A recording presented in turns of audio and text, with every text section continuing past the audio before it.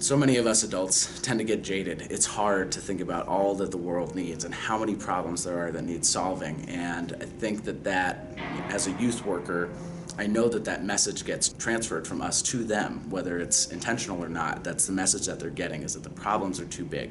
The world is messed up. There's almost nothing we can do. And so what I wanted to have them see is that they can make a difference, that, you know, by acting locally and really giving it their all, that they can affect change. Even if it's just in the 500 people a week who come through the Harvest of Hope Pantry, that's a huge difference to them.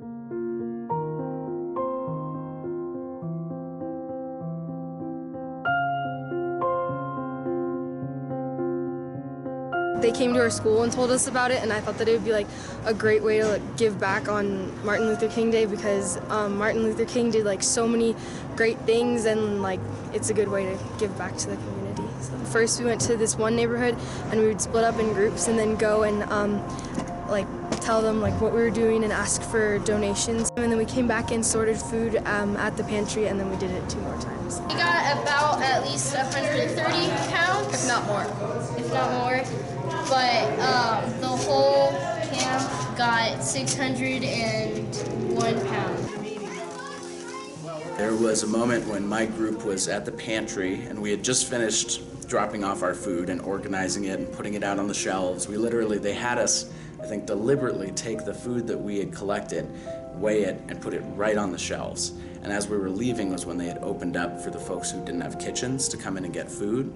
And so our kids got to see, granted it was on their way out, but they got to see people coming in and taking the food that they had just collected and realizing that this isn't just gonna sit here. You know, it's actively needed right now.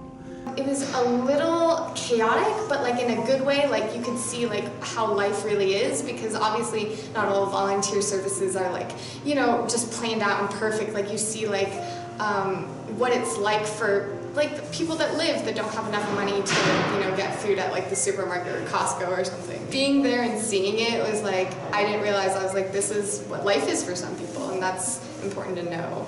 I think in addition to there being youth who were not aware of the issues of poverty, I know for a fact that several of the youth who came along are very much aware of the issues of poverty and are now in a better place.